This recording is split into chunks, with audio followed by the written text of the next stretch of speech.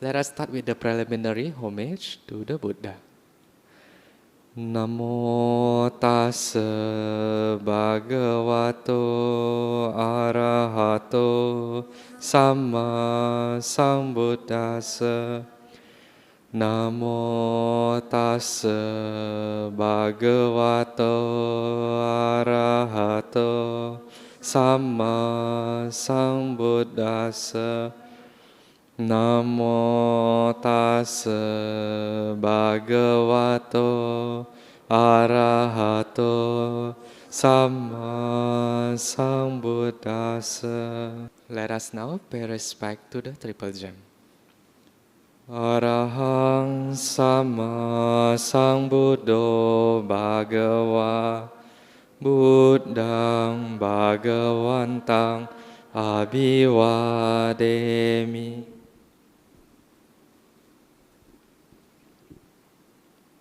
Swakato bhagavata dhammo dhammang namasami. Supatipano bhagavato sawaka sangho sanghang namami.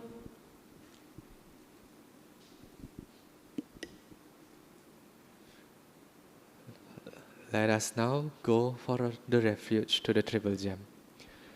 Buddhang saranang gacchami, Dhammang saranang gacchami, Sanghang saranang gacchami, Dutiyampi Buddhang saranang gacchami, Dutiyampi Dhammang saranang gacchami, Dutiyampi Sanghang saranang gacchami, Tatiyampi Buddhang saranang gacchami, Tatiyampi Dhammang saranang gacchami, Tatiyampi Sanghang saranang gacchami. We will now chant the observance of the 5 precepts. Panatipata veramani sikapadang samadhiyami. Adinadana veramani sikapadang samadhiyami. Kamesu micacara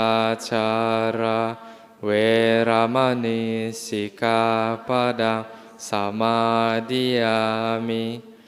Musawada veramani sikapadang samadhiyami. Surameraya majapamadatana veramani sikapadang samadhiyami. Let us recollect the sublime qualities of the Buddha. Iti piso bhagava arahang sama sambuddho vijacarana sampano sugato lokavidu anuttaro purisa dhammasarati satta dewa manusanang buddho bhagavati. Let us recollect the sublime qualities of Dhamma. Swakato bhagavata dhammo sanditiko akaliko ehipasiko openaiko pacatang veditabo vinyuhiti. Let us now recollect the sublime qualities of Sangha. Supatipano bhagavato sāvaka sangho. Ujjupatipano bhagavato sāvaka sangho. Nyayapatipano bhagavato sāvaka sangho.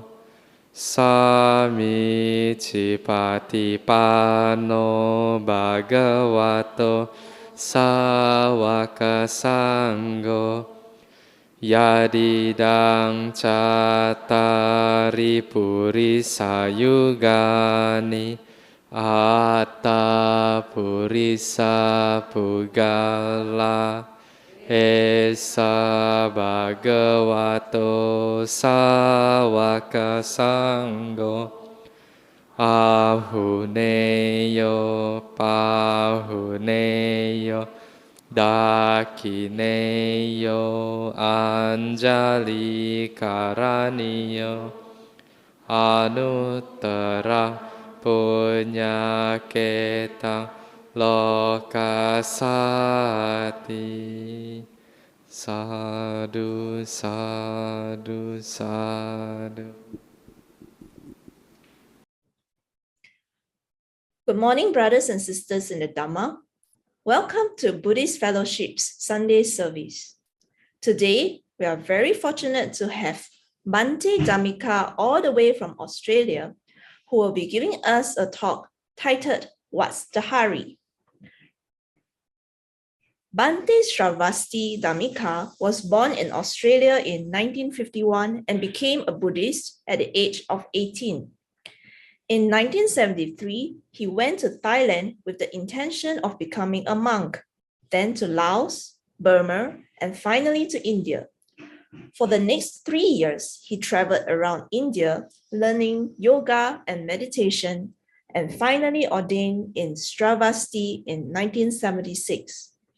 From there, he went to Sri Lanka, where he studied Pali at Sri Lanka Vidyalaya, and later became a co-founder and teacher of Nilambe Meditation Center in Kandy. Since then, he has spent most of his time in Sri Lanka and Singapore. Bhante has written over 25 books and scores of articles on Buddhism-related subjects. His most popular book, Good Question, Good Answer, has been translated into 36 languages. In 2017, Bhante returned to Australia and now lives there in semi-retirement. Bhante will first guide us in a meditation of about 10 minutes, followed by a Dhamma talk, and then we'll end off with a Q&A session. Let's welcome Bhante. Welcome, everybody. I'm glad you could join us for this talk at the Singapore Buddhist Fellowship. Today I'm going to give the first of 3 talks on some aspects of the Buddhist teachings which are not often emphasized and perhaps not often well known. But before we do that, we just might do 10 minutes meditation to just calm our minds before we start. So just put yourself in a comfortable position. Relax your body from your head, your neck and shoulders, your abdomen, your hands. And just breathe naturally in and out, just as you always do. But now simply notice as the breath goes in and out.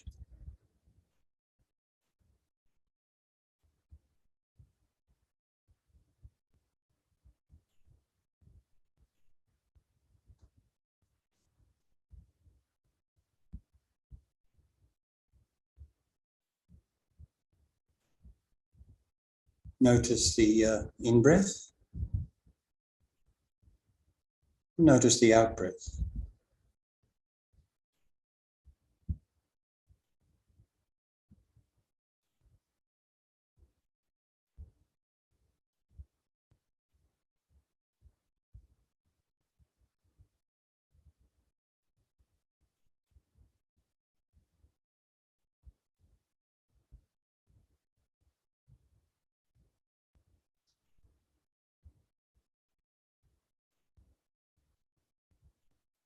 And gently in and gently out.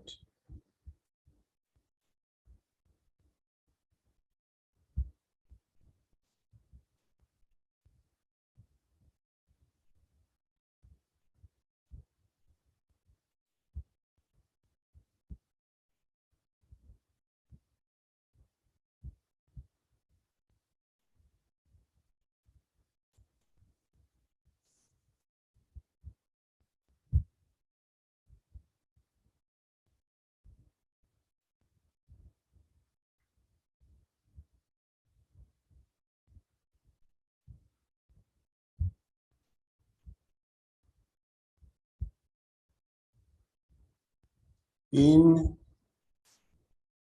and out.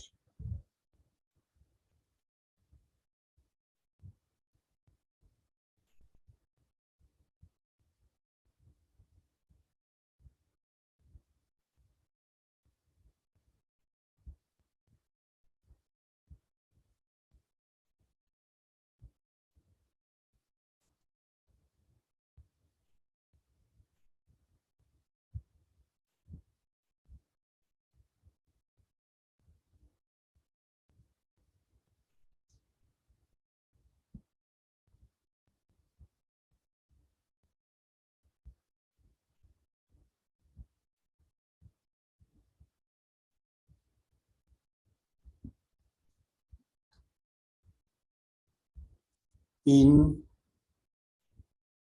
and out.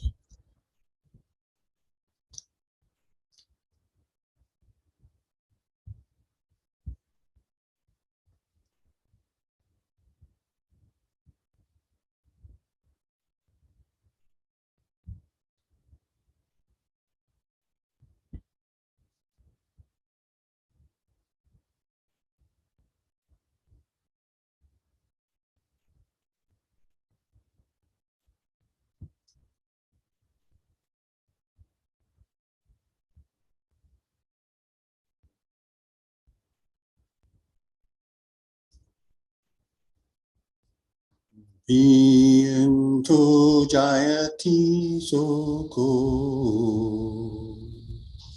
Viento jayati bayam,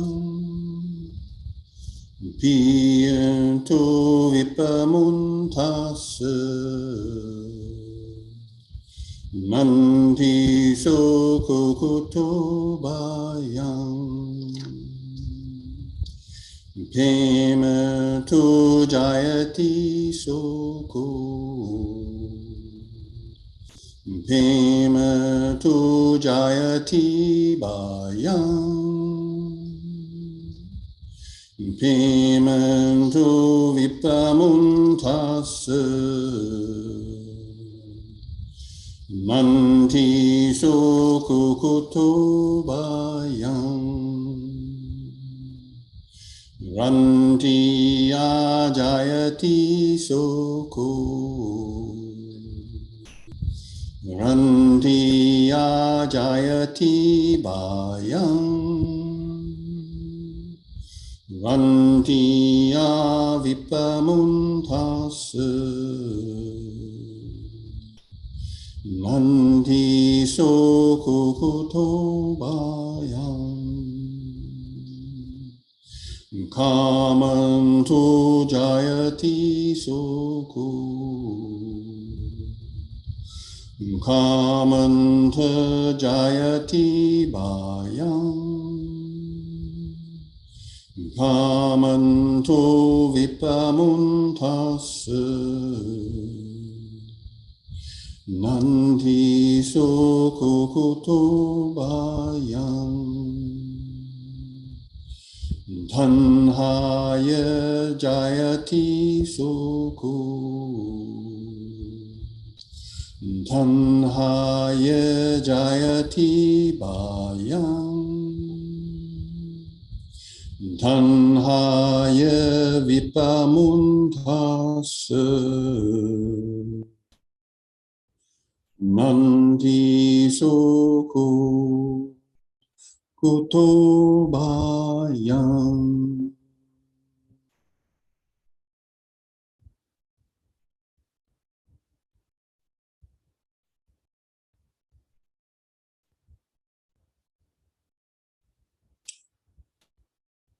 Okay, now finish your meditation and open your eyes.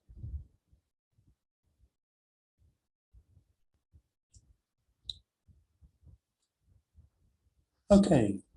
First of all, I'd like to thank the Buddhist Fellowship for inviting me to give this talk and the two subsequent talks. And as I mentioned briefly before, I'm going to talk about today the first of, or I'm going to look at today, the first of three things that the Buddha said about the Dhamma, which I don't think I've ever seen or heard of being discussed before, despite the fact that it has some important implications for anybody who's walking the Noble Eightfold Path, anybody who is using the Buddhist teachings as a guide to their life. And the words that I'd like to talk about today are these ones. I'll start by giving the Pali. Anupubba Sikha, Anupubba Kiriya, Anupubba Patipada. The Buddha very frequently described his Dhamma, his path of life, as Anupubba Sikha, Anupubba Kiriya, Anupubba Patipada. And what did he mean by this? Well, a perfectly simple, accurate translation is that the Dhamma is a gradual training, Sikha, a gradual doing, Kiriya, a gradual path, Patipada. Those three lines are repeated quite frequently in the Buddhist teachings. And I can only imagine that the Buddha spoke about them often because, first of all, it is one of the characteristics of the Dhamma, of his Dhamma, and it is important. Otherwise, he wouldn't have mentioned it so frequently. So that's what I'm going to talk about today. So the question would be, what does gradual training, gradual doing, gradual path mean? What do we mean by gradual? Does it mean that you practice a little bit today and in a fortnight you practice a little bit later and gradual like that? Or I don't think so. I think what it means is that there are different stages or different intensities of practice, and that taking that into account, we should have some idea of where we are, where we intend to go, and that our path between where we are now and our goal will take time. It implies patience. It implies an extended period. It implies that you can do this now, and perhaps you have to wait some time to do that later, and so on. That's what I understand by this. And the next question would be, why? Why should the Dhamma be a gradual doing, practice, path? I mean, in some religions, they tell you when you accept a particular idea, boom, the goal has been attained. And that is not the case in Buddhism, because the whole concept of Buddhism is that there is no savior to save you. There's no idea of grace or anything like that. The idea is that, or the fundamental idea of Buddhism is that we create great difficulties for ourselves simply because we don't know what's going on around us. We don't know what's going on within us. The problem is not sin or something like that. Rather, the problem is not understanding properly. Our problem is ignorance. Now, when you're in a state of ignorance, ignorance about a certain thing can change virtually immediately. You don't understand, you do some inquiries, and suddenly you do understand. But in the case of clarifying our mind, this is going to take some time, for the simple reason is that the Buddha's understanding is that we're in a bit of a mess. We are pulled this way by these desires and we're dragged over here by those temptations. Plus, we may very well have ingrained habits, habituations that perhaps go back to our childhood, and according to the Dhamma, perhaps even have come from a former life. And the reality is these things are not going to change quickly. But if we're going to come to terms with them, we have to consider that it is going to take some time. And that's undoubtedly what the Buddha meant by gradual doing, a gradual practice, a gradual path. I think somewhere, I know that somewhere the Buddha said that most people have a lot of dust in their eyes, and there are only a few people who have but little dust in their eyes. But that doesn't mean that those who have a lot of dust in their eyes have no hope. It simply means that for them, it's going to take longer. As it so happens, it's even going to take time for somebody who has a little dust in their eyes. I sometimes meet these Buddhists who think, my God, I'm going to attain enlightenment next week. Well, it took the Buddha 6 years. It might take you a bit more than that. And unfortunately, we live in a culture, or most of us live in a culture where we expect to get things quickly, and we lose interest in them if we don't. A culture in which we're continually told that things are natural. They'll come to us naturally. Just put your feet up, take it easy, and everything will unfold naturally. Maybe in some cases, for some things, that is so, but certainly not in spiritual transformation, certainly not in spiritual upliftment. The Buddha's idea is that for most of us, things are going to take time. The path is an extended one.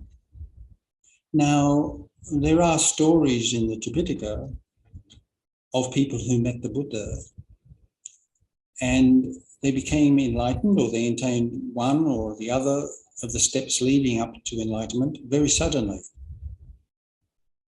The story about Bahia is a very good example of that. It's a rather lovely story. So the story goes, this guy was called Bark Blanket Bahia. And he had that name because, like some non-Buddhist ascetics at that time, he wore clothes made out of bark. Very environmentally friendly, you might say today.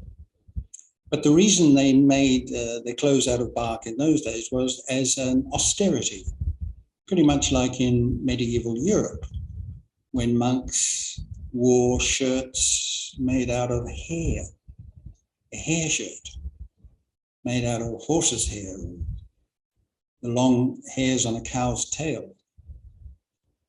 And the reason they did that was because these are extremely uncomfortable. And I know that is true because when I was in Italy, I went to Assisi, where St. Francis was born. And St. Francis is one of the most interesting Christian saints. In some ways, his life was like the Buddha's. He came from a rich family, and then he had a spiritual experience, and he renounced everything, and he became an ascetic. And if you go to the great basilica in Assisi, you can see various things, personal items of St. Francis, who incidentally is the most popular Christian saint, and with good reason. He seems to have been a really lovely person. And when I went there, I noticed one of his personal things was a hair shirt made out of horse's hair. Must have been very uncomfortable. So some of the ascetics at the time of the Buddha were the same. They wore clothes made out of bark. It was a statement of rejection of everything normal. So Bahia lived in somewhere a long way from where the Buddha lived, but he had heard of the Buddha. Supposedly a deva had informed him about the existence of the Buddha. So he decided to undertake a long journey to see the Buddha. He went here and he found out that the Buddha had left only a few weeks before and gone somewhere else. So he headed in that direction, and eventually he arrived in Shravasti, where the Buddha was. And he went to the Jeta Grove, the big monastic park there. And unfortunately, once again, the Buddha had already left. He'd gone into the town with his bowl to collect his food for the morning. So the monk said, wait, he'll be back soon. Sit and wait. Bahia said, no, I want to see him now. So he went into the city, and he went here, he went there, and eventually he found the Buddha standing at somebody's door with his bowl, waiting for an offering. And he went up to the Buddha and said, tell me, how can I be enlightened? And the Buddha said, for goodness sake, Bahia, I'm trying to have my breakfast later. Huh? And Bahia said, no, I want to know now. And the Buddha said, Bahia, later. Again, Bahia insisted. So the Buddha said some very brief words. Dite dite matang, sute sute matang, mute mute matang, vinya te te, vinya matang. And according to the story, Bahia became enlightened immediately. Yeah, it's possible. As an ascetic, he may have already had developed quite high states. He might have been just on the edge, and he just needed a few hints to tip him over the edge. It's possible. Ditte ditte matang, sutte sutte matang, mutte mutte matang, vinye vinye matang. Bahia, when you see, just see. When you hear, just hear. When you sense, just sense. When you cognize, just cognize. And Bahia was enlightened. But I'm not Bahia, nor are you. It would be good if we were. Maybe one or two of us are. Chances are remote, I would say. What with celebrity culture and television and listening to the news at the time, all these worrying situations that are happening, including just recently, our minds are filled with these habitual tendencies. We have, ordinary lay people have obligations. They have a family to look after. They've got to pass their exams. They've got to keep up the payments on the house. All of these things act as blockages. They are hindrances to rising high. That being the case, trying to hurry it up or becoming impatient is not going to be very helpful. In fact, I suspect it will be quite unhelpful. The pull of the world is very strong. Now, understanding or keeping in mind Anupubba Sikha, Anupubba Kiriya, Anupubba Patipada can be very, very helpful. Now, the situation nowadays is, as I understand it, that there are some teachers, monks, sometimes lay teachers, who claim to be very good at guiding people along the spiritual path. And they encourage them to take up meditation. And they say to them, if you do this or you do that meditation retreat, etc., in no time at all, you will attain the jhanas or something like that, some of these high and lofty meditation states. My personal feeling is that that sort of thing can be very unhelpful. And this is not just the theory I have, it is based on a lot of experience that I've had. Very often, I've met people who've come into contact with the Dhamma. It has impressed them. And they are, you might even say they're greedy. They're greedy for enlightenment. And so they take up meditation very seriously. Now, there are many different types of meditation. Just basic mindfulness of breathing, very good. Metta Bhavana, wonderful meditation. The Anusatis, the reflections on the Buddha, the Dhamma, the Sangha, reflecting on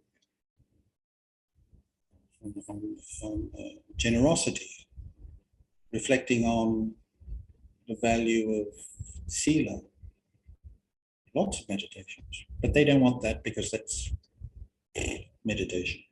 They want vipassana, the highest one. And so without any foundations, or sometimes very little foundations in other aspects of Buddhism, off they go. Meditation retreats, a lot of meditation, reading books on meditation, get to know a lot about meditation, spend a lot of time meditating. And sometimes it's of great benefit to them. Often it seems to be, this is my experience, that they become frustrated because their teacher is telling them, have you reached the fifth stage yet? Or, have you got to the second jhana? And they're really trying very hard. They're very sincere. But nothing happens. Or something perhaps happens, but it's not good enough because the teacher tells you, okay, now you've got to move on to the next step. And if it so happens that they finally run out of energy, or they become frustrated, or they think, well, this sounded good, but it doesn't seem to be working, then they leave. And one of the reasons why they leave, they give up the Dhamma, is because that's all they knew. They didn't have any other of the foundations of the Dhamma. I've said this many times before. The Buddha did not teach the Noble One-Fold Path, right meditation. He taught the Noble Eightfold Path. And even each of those steps on the Eightfold Path has different modalities. So without that foundation, being too greedy for results, or being unrealistically optimistic at your abilities, this can lead to frustration and then a rejection of the Dhamma as a whole.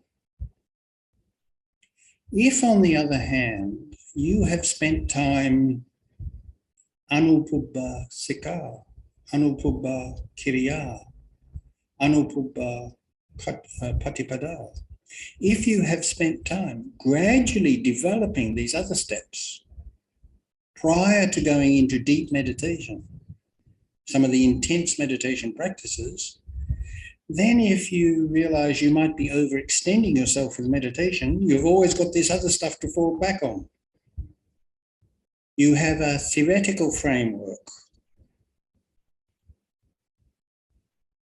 right understanding. You have an ethical framework, right thought, right speech, right action. You have your work. You haven't given up your work yet. You have your work, right livelihood. You've probably already got some avayama, right energy or right effort, but perhaps it has only been directed in one area rather than all the areas. So if you take it easy, as it were, don't overestimate things, despite what some teachers may tell you. Start modestly, building bit by bit, day by day. You can even do meditation, but at present, go into it slowly. These deeper and more profound types of meditation, leave them till a little bit later, until you have established a firm foundation. And the reality is that may take time. You take something like the 5 precepts. Now, many, many times the Buddha says this is absolutely fundamental for success in meditation. And once again, some people think, well, that's for simple people. I'm more advanced than that. I'll come back to that later. No.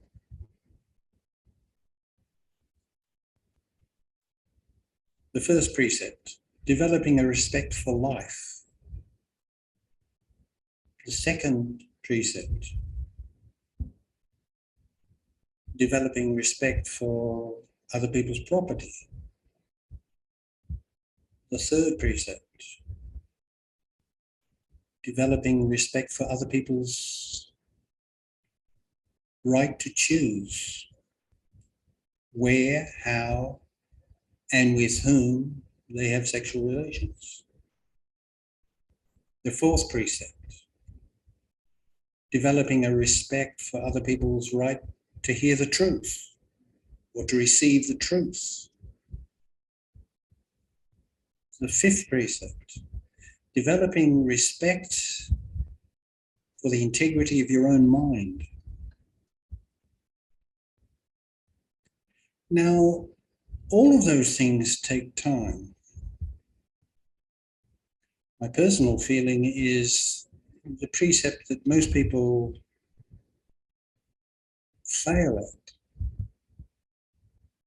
is the fourth precept. The average person doesn't involve themselves in killing almost anything, maybe a few insects, household pests, that's all. Most people do not steal from others.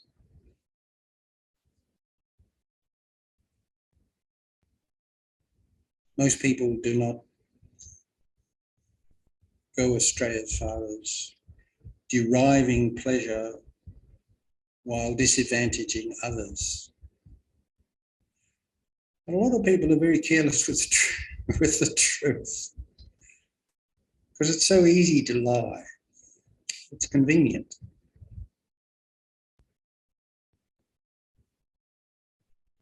So if you're going to take the precepts seriously, you have to think about these things. And then the fifth precept.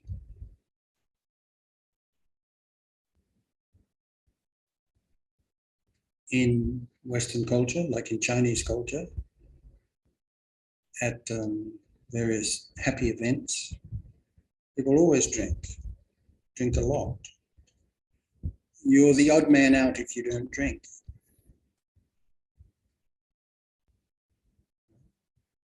Taking the precepts seriously is exactly that. So that takes time. And then take the first step on the Noble Eightfold Path. Sammaditthi, right understanding. Now, the beginning of understanding something is knowing its general outlay. I am always astonished how many really serious meditators I meet who really have a very, very superficial understanding of the Dhamma. So they really want to meditate, but they're not quite sure, haven't worked out yet exactly where they're going or what the aim of this is, because they haven't studied any Dhamma. I don't want to study, I just want to meditate. Bad idea, not a good idea at all. So studying the Dhamma and getting to know the theoretical side of the Dhamma is actually quite important.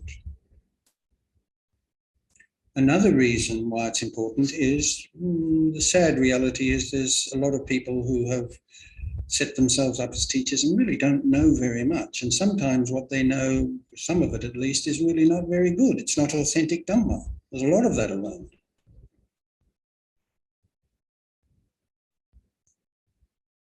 So getting to know the Dhamma well, having a good understanding, at least a theoretical understanding of authentic Dhamma, that takes time. And then things like, say, samavayama, right effort. And that takes time to develop too. So it often happens like this, that people come into contact with the Dhamma and they think, oh, this is wonderful, and man, they're really... and then they get bored with it and they stop. And then after a while they feel guilty and they think, gee, I better take that up again. So off they go, off, on, stop, start. This is not helpful either. A gradual, continual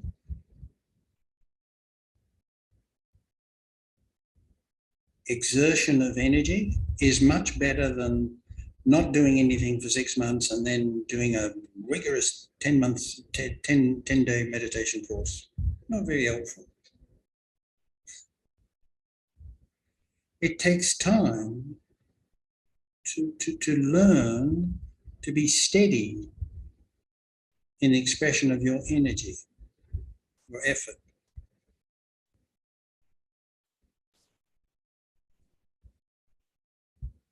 And then meditation. Now there are lots of very, very good meditations you can take up before you get into these more deeper ones. And indeed, you should lay the foundation of the higher practices by doing the more basic ones. Myself, I've always focused, or at least for the last few years, I've focused on just simple, basic mindfulness of breathing. It tidies up your mind. It helps to relax your body. It gives you some focus. And once you've mastered it, it can be very pleasant.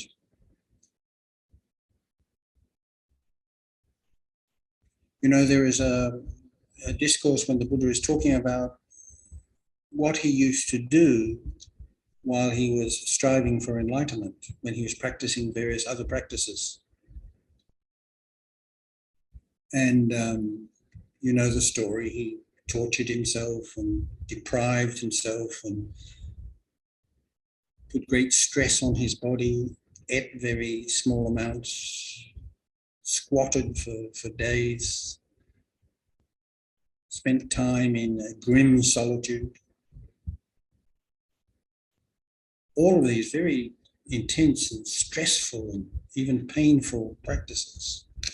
And he says in the sutta, one day he realized, why am I afraid of that happiness which is not connected to sense experience? He asked himself that question, and he answered the question and said, I need not be afraid of that happiness that arises because of sense experience. Now that's important. Some people think that if you're taking the Dhamma seriously, you've got to look as if you're going to a funeral every day, as miserable and as serious and as unsmiling as possible. I don't know where they get that idea from. But some people do. So there's absolutely nothing wrong with practicing meditation and experiencing a peaceful serenity. It's very pleasing. It adds a spring in your step, in your practice. If you like, you can see it's a reward for doing the right thing. Patiently, continually, moderately. So you can do this practice, mindfulness of breathing, very, very useful. There's no particular goal involved. You don't have to get stressful about, oh, did I got up to this stage, or how come I haven't reached that stage yet? Forget about that. Just sit and enjoy watching your breath as it moves in and out. 15, 20 minutes a day, very, very useful. And then the other meditation that I like is Metta Bhavana.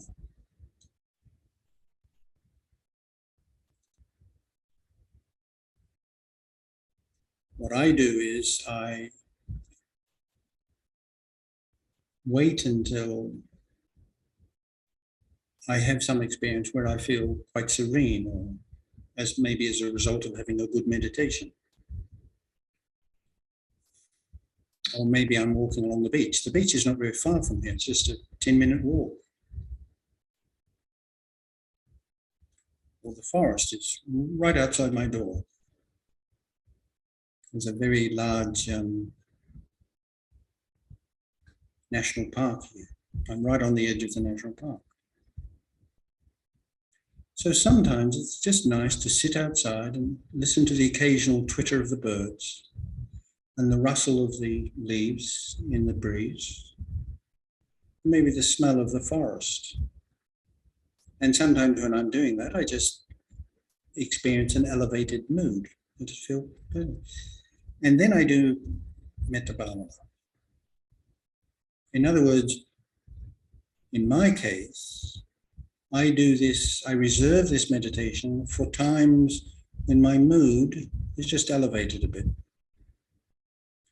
And then I close my eyes and I just wish myself well.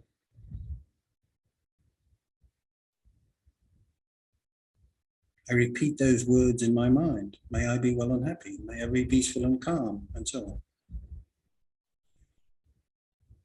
Then I think of the people who are important to me. There are a few of them. I select one. May he be well and happy, or may she be well and happy. Then I think of people I know, who I come into contact with every now and then, but I don't really have any feelings towards one way or another. I think of that person. I select one, and I wish them well. Then I think of somebody that I don't like.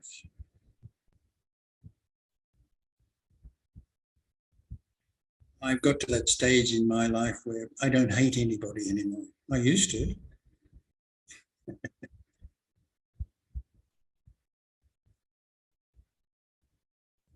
I've given that up now. But there are some people who irritate me a bit, it's true. Fortunately, I don't see them anymore. They don't come and irritate me. But the feeling may still be there. The attitude may still be there. So I think of that person and I wish them well too. I used to wish that he'd slip over on a banana peel and hurt himself. I don't do that anymore. May you be well and happy too. And then in my case, I add something to it a little different from the traditional way. I think of somebody I've seen or somebody I've heard about or somebody I know about who is going through hard times. They're grieving, or they're depressed, or their life situation is really very, very stressful. I think of one such person and I wish them well too. So I may do that meditation for half an hour. Sometimes I've done it, and when I finish, I realize I've been doing it for more than an hour. And this has a very transforming effect upon you. Make no mistakes. Done properly and with the right attitude, and with a background of some basic meditation, very, very effective. It's good for you. It's good for everybody who comes into contact with you. So when I say don't practice meditation, I'm not saying do not meditate. Meditation is as important as all the other steps. What I'm saying is consider carefully when you're told that, 10-day meditation course, or you've got to do a 10-day meditation course every month or something like that, and you've got to attain this stage, that stage, the other stage. Be careful of that. Unless you have laid these other foundations first, unless you have embarked upon a gradual practice, a gradual doing, that you have walked or you are walking a gradual path. And then you will move slowly and gradually upwards. Gradually, one by one, you will abandon these things that used to hold you back. My teacher, who wasn't a particularly great meditation teacher, but he was quite a wise man, he used to say that the path is like walking through thorn bushes. Every step you take, your robe is stuck on one thorn. So you have to unhook it and then move, and then you find that the other piece of your clothing has been stuck on a thorn. So you have to stop for a minute, unhook it, and then you move a little bit, caught again. And you just move onwards, gradually letting go of these things that hold you back. Temptations, desires.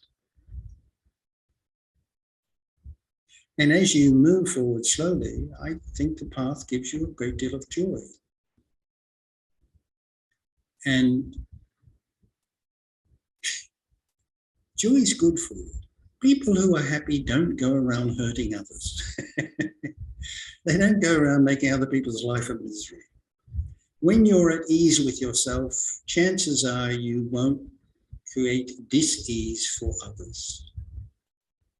People who are well integrated, got few complexes. They're at ease with themselves. They're relaxed. They don't go around hurting others.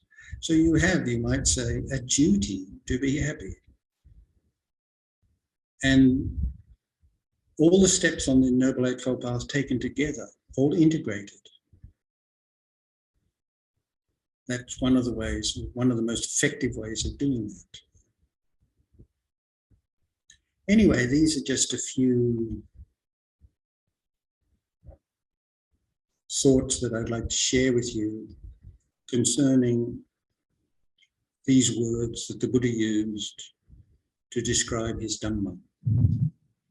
My Dhamma is a anupupa, anupupa kiriya, anupupa patipada. My Dhamma is a gradual doing, a gradual practice, a gradual path. Okay, that's all I have to say. I hope some of that was of use to you.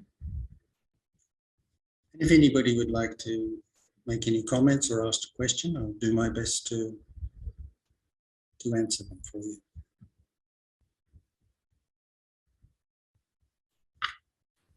Sadhu, sadhu, sadhu. Thank you, Bhante. Any questions from anyone? You can now unmute.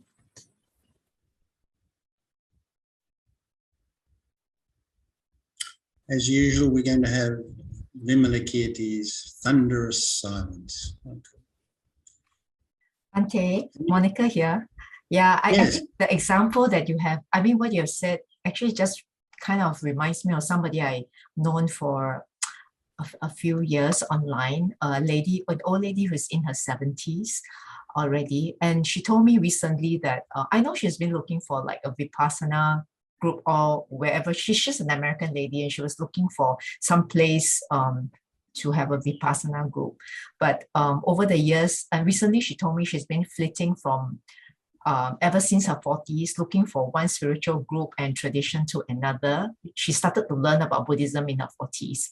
And she asked me, she said, it seems like you are, the last few years, you are kind of like on one path. And she was saying that she wondered why she's always jumping from one group to another, one tradition to another, and including discovering that Tibetan Buddhism, she said, I realized that it wasn't very Buddhist. And I don't know how. She said what? I don't like what? She said she felt that after a while she realized that Tibetan Buddhism, I think in the way that she has encountered it, is not very Buddhist after all. I think she's looking at all the cultural and guru focus lineage reverence. So I'm not quite sure actually how to respond to her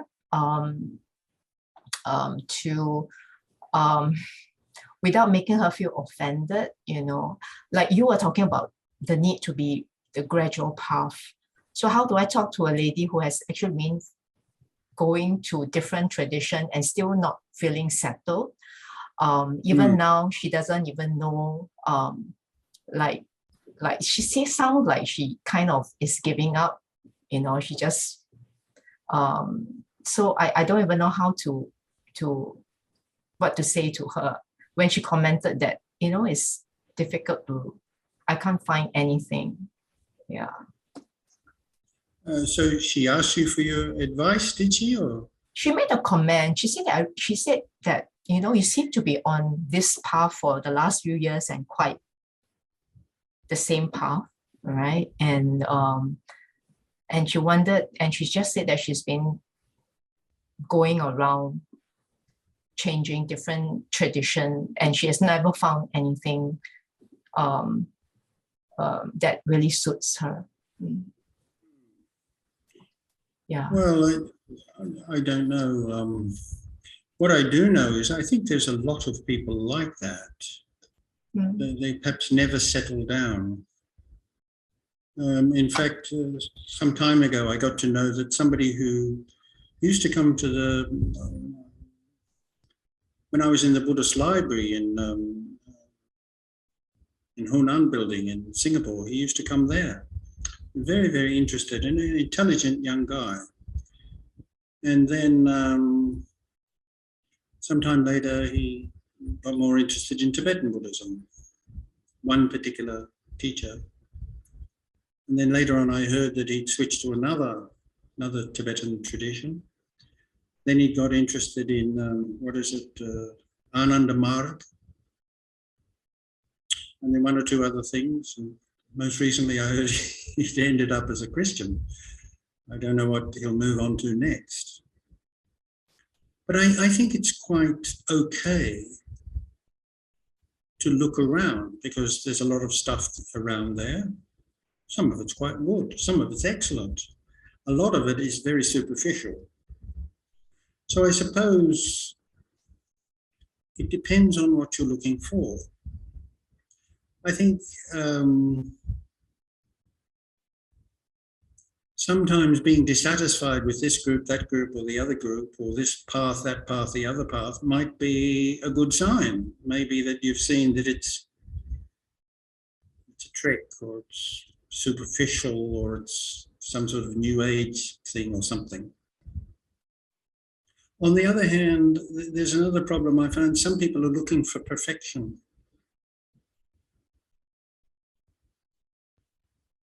Well, that teacher picked his nose. He couldn't possibly be enlightened. I'm leaving. I'm going somewhere else. You know, they're perhaps a little bit too critical.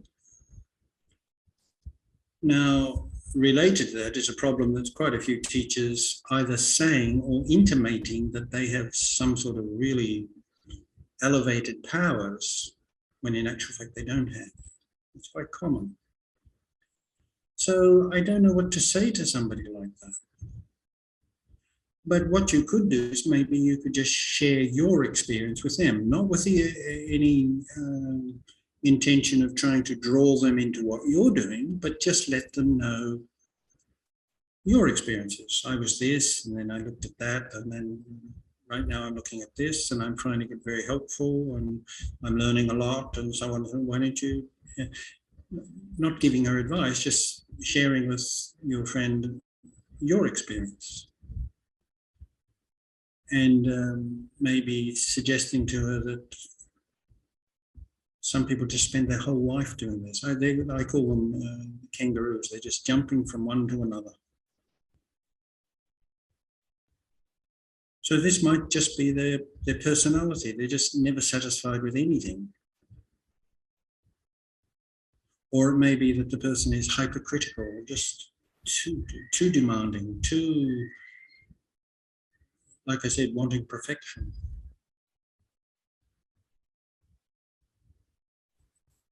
So that's what I would say. Just share your experience with them. Maybe that might help them. And for your thing, keep in mind, you can't save everybody. So you share your experience with them. If hopefully it may have some positive effect on them. If not, don't spend a lot of time agonizing over it. I read a book some time ago, which I would recommend to anybody to read. It's written by a woman, and it's called Call No Man Master. And it's a woman writing about her spiritual quest throughout her whole life, and it is very, very fascinating. I can't remember the name of the author, but she started off years ago with some Indonesian mysticism, and then she moved on to Maharishi Mahesh Yogi and TM, and she done them all. And in the end, the last chapter of the book is called Call No Man Master. Find Your Own Way. Not a bad book, actually. Thank you, Bhante. I have a few questions submitted to me. From who? From the people down here, from some of the Buddhist Dhamma friends. How do we know or gauge our progress in the practice? Oh, that's easy. If you can say, as a result of your practice, that you're more at ease, you're happier now than you were when you started, that's a very good sign. The second thing is, if you can honestly say, that you're more aware of yourself. You know yourself better than you did before, or that you're just in the process of learning more about yourself now, and that you can be more objective and honest about yourself to yourself. That's a very good sign. I don't think that supposedly reaching this stage or that stage, and you had that stage and you've got those 5 characteristics present and that, and so on, or you can whatever.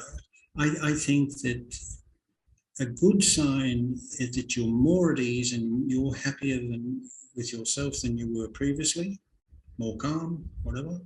You handle crises or difficulties or frustrations better. Very good sign. Whatever you're doing it okay. And secondly, that you could be more objective and honest about yourself and that you know yourself better.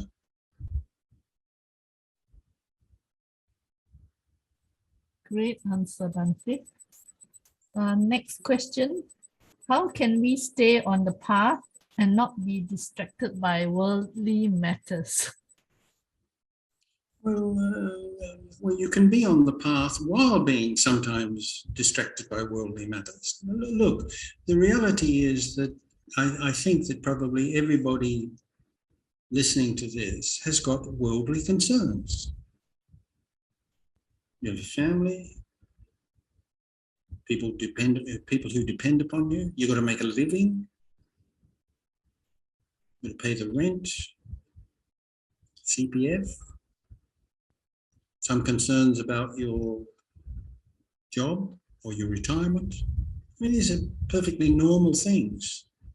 And you do have to take those things into account. Okay. Now, if you can run away and go and live in a cave in the Himalayas, good for you. But most people can't. And most people don't want to. They wouldn't. They had the choice. So you have to work where you are and with the material that you've got. If you feel, once, I remember this happened to me in Singapore once, I was really shocked. A guy who'd been coming to our place for quite some time, he turned up with his wife. And he was a very sincere guy. And she was a very nice person also. She had some interest in the Dhamma. And he was saying to me, blah, blah, blah, oh, Bhante, I wish I'd come into contact with the Dhamma before I married my wife. My God, if I was his wife, I'd have said, well, damn you, I'm leaving. What an awful thing to say. So, did he really mean it? I think he thinks he meant it. But he had no intention. If his wife dropped dead tomorrow, he wouldn't go off and become a monk and live in it. People, this is a fantasy. You're here now. You have to make the best of the situation you're in now.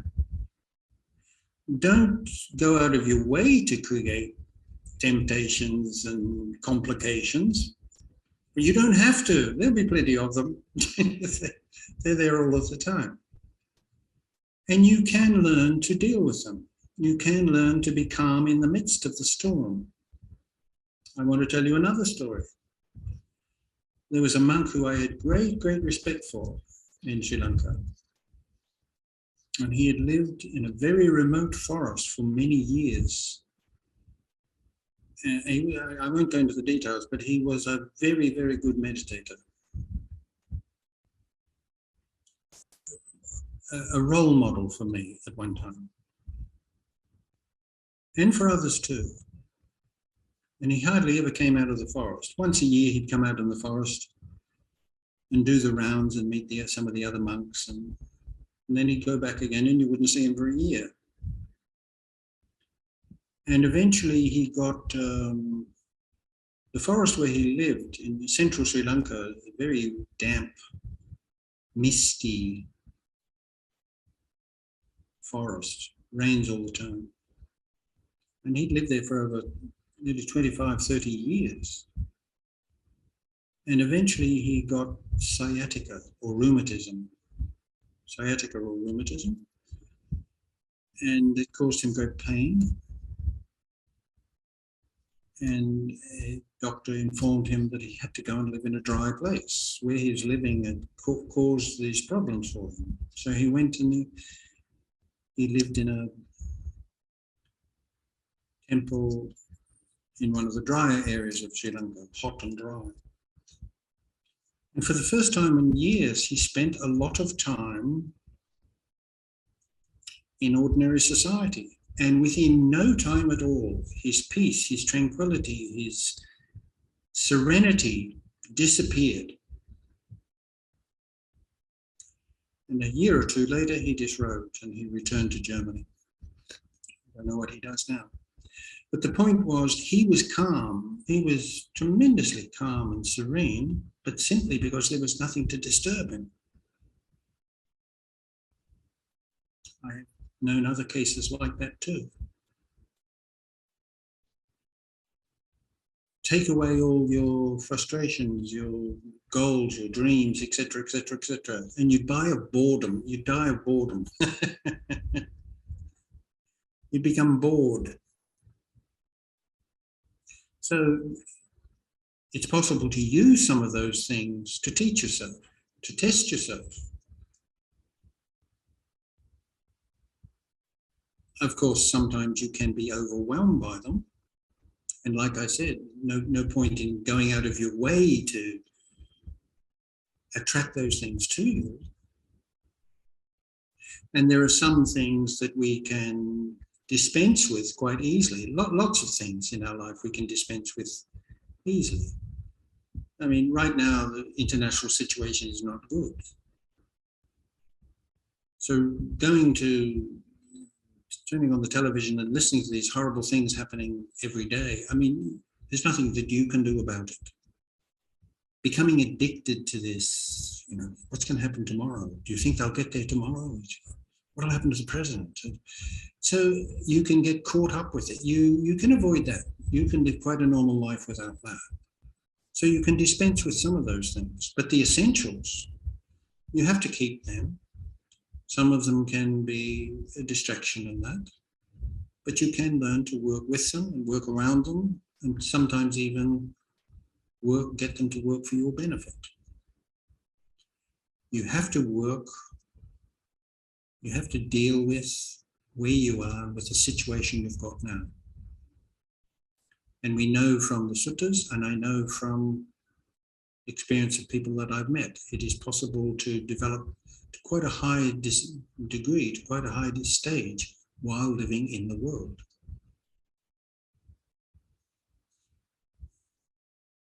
Anything else?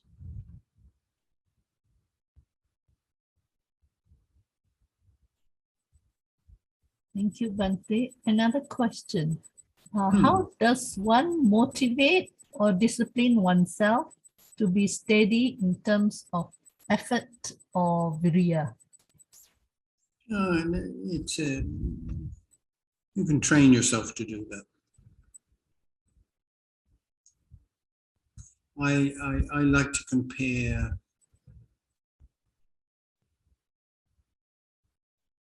it to be like being in a boat,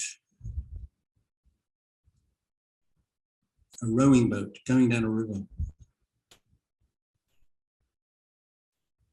So you have to pull on the oars to get where you want to go.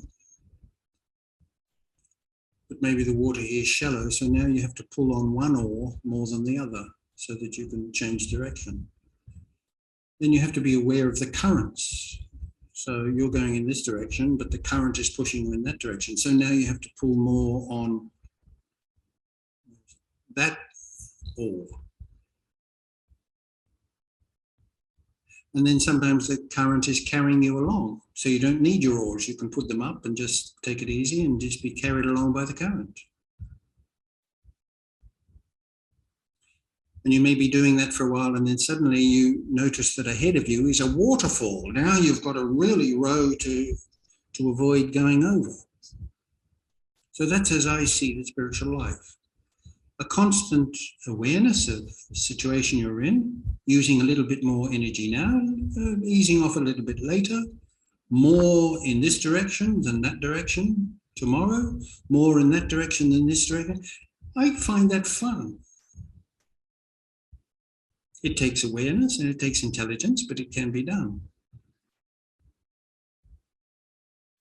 And once again, it's the virtue of patience. Things do not always work out the way you want. It will never be like that.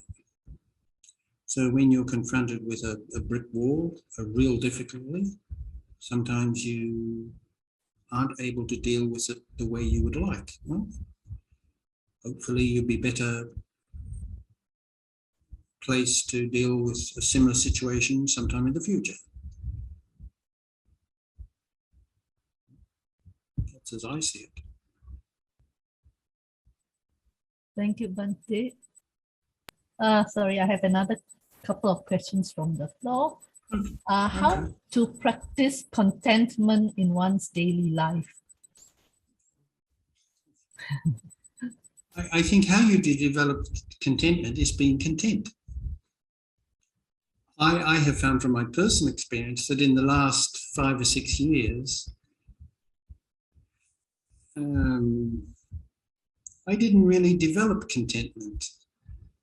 Gradually aging gave me contentment. It just happened. I can't say that I was ever particularly discontented, but certainly I found nowadays nothing worries me too much anymore. So maybe I've got to that stage because I did the work all previously. I don't know. But sometimes getting the things that you think you want is more trouble than just thinking. I used to do a practice. I consciously tried to do a practice which I called yielding. So I had this idea, whenever I'm in a situation where the people with me or around me, I'm interacting with people. If ever there's a choice, I'll let them make the choice. Okay, Bhante, should we go here or should we go there? Well, what do you want to do? I want to go here. Okay, let's go there. I would leave it to others. Or I would be happy to do what they wanted to do. And I don't know if you know, but there's actually a sutta where the Buddha, where this practice is specifically mentioned. So there was a case where there was a whole lot of monks fighting with each other in Kosambi, and the Buddha tried to act as a, to get between them and try to work out the problem. And they basically told him to mind his own business and let them do it. But really, he'd had enough of them, so he left, disgusted with them. So he went from Kosambi to a particular place where Venerable Anuruddha and several other monks were staying on an extended retreat. And when he got them there, he asked them, "How are you going?" He said, "We're living in harmony, like milk and water mixed." A very lovely term. We are living together like milk and water mixed, looking upon each other with the eyes of love. It's a very lovely phrase. And the Buddha said, well, that's good, better than those awful monks in Kosambi. How are you able, what do you do to be able to do that? And then Anuruddha describes what they do to be able to live like milk and water mixed, looking upon each other with the eyes of love. The word metta is there, looking upon each other with the eyes of metta. And he said, one of the things that we do is, I always acquiesce to the other. Whatever the other wants, I do that. Now, it's not always easy to do that, and perhaps it's not always good to do that. What other people want may not be a good thing. But in many cases it is. You see people arguing over really, should we buy this or buy that? No, this. Oh, no, look, you had that last time. You've got to buy that now, and so on. Let them have it. There are times and situations where that is not appropriate. But there are many times when it is. Once again, I recall a very lovely layperson in Sri Lanka I knew who was really, he was an inspiration. I remember we were driving somewhere once. He was driving me somewhere once.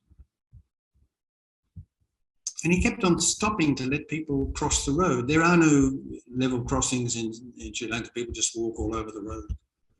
So it's quite often to see when there's lots of traffic, people waiting for a gap in the traffic so that they can run across the road. And every time he saw them, he'd stop and let the person go. I said, why do you always do that? He said, I'm not in a hurry to get anywhere. I like to let them go across. And the other thing is, he would, when you had to turn, there was traffic coming this direction, he had to turn this way. And when he was in that stream of traffic and he could see people waiting, he would stop and say, let them go through first. I really, and I noticed he did this with lots of things. Now, he was a retired person. He didn't have to get anywhere in a hurry. But letting others have their way, letting them win an argument sometimes. Don't tell me that that isn't a good training.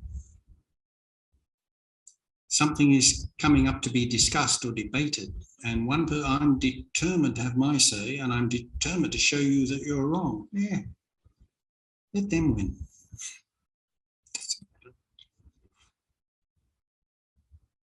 So I think those are very good practices.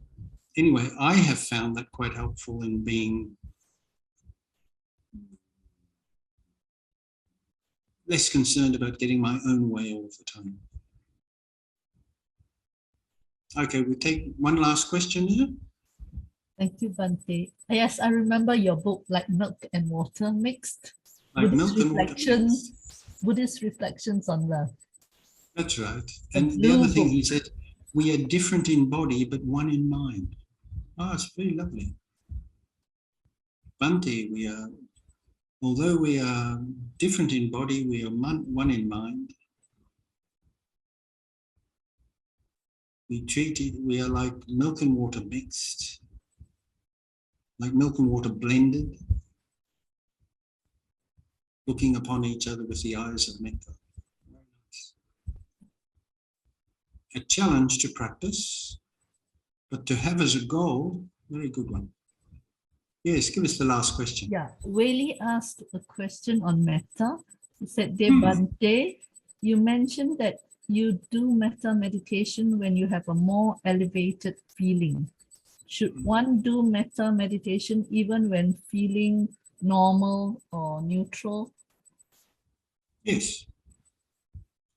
So I sometimes do that too. If I haven't been able to do it when I have against the background of an elevated mood, I think I haven't done it for a while, so I do it anyway. But I find that how I feel about myself and a loved one and a neutral person and so on seems to be a little deeper if I do it when I'm feeling more positive than normal. But you can do it at other times too. Or you can even do this. If you think, I should do metta, it'd be good for me to do, I'd like to do metta now, but you don't feel particularly elevated. So what you can do is you can deliberately think of, call to mind some event or some encounter, which when you usually think of it, it does make you feel happy. Spend a few moments thinking about that. And then, in other words, to give room or space or give a opportunity for the positive feeling to arise and then do it. But one thing, I've heard some teachers teach this, which I think is not very good at all. People say, when you're angry, do metta. Oh no, that's definitely the wrong time to do metta. How do people get these crazy ideas? It's time to do metta is when you're furious. I want to kill him. Oh, I better do metta. Don't do that. Okay. Thank you, Bhante. Right. Say 3-star dose, and could we invite Bhante to share merits with all sentient beings, and then give us a short blessing to end off? First, sharing of merits, just simple, and okay, thank you for your questions, and also I'd like to thank the Buddhist Fellowship for organising this talk, and for those of you who participated. Do keep in mind that next Sunday and the Sunday after, I think it is, isn't it? There'll be 2 other talks, which I look forward to, and hope to see you then. And until then, we'll just dedicate this merit to all others and hope that it enriches their life too. Idam minyatinam hotu sukita hontu natayo. Idam minyatinam hotu sukita hontu natayo. Idam minyatinam hotu sukita hontu natayo. Akasanta ca bummanta deva naga mahindika punyang tang anumodetva chirang ranghantu sasanang.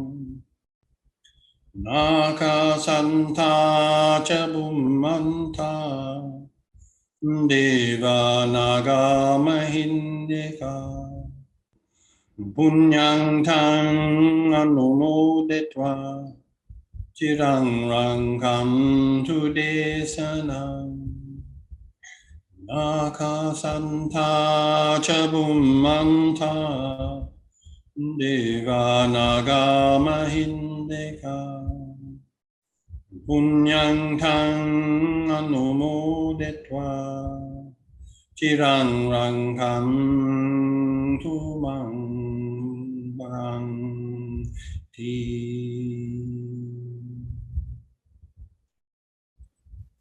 Sadhu, sadhu, sadhu.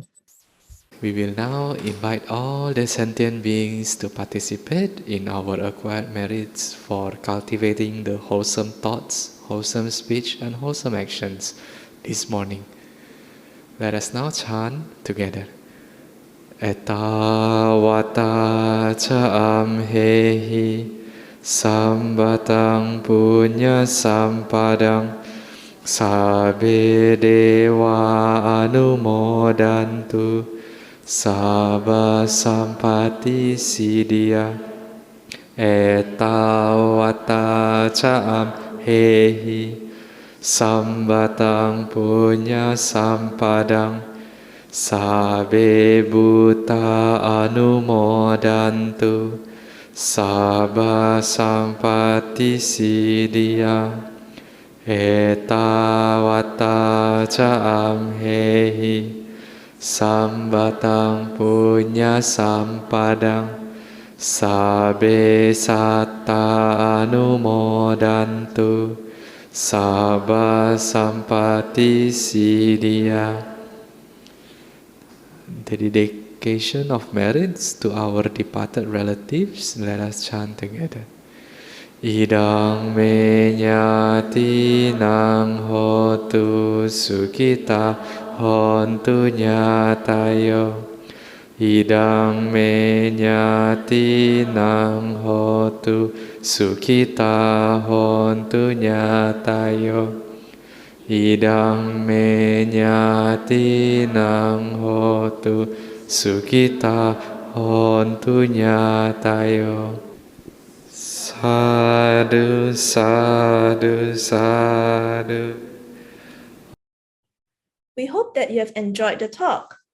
Next week, we have Dr. Ng Yuan Yuan, who will be giving us a talk titled Taming 101, which is based on the Danta Bhumi Sutta from the Majjhima Nikaya 125. We hope to see you next week again. Thank you and goodbye.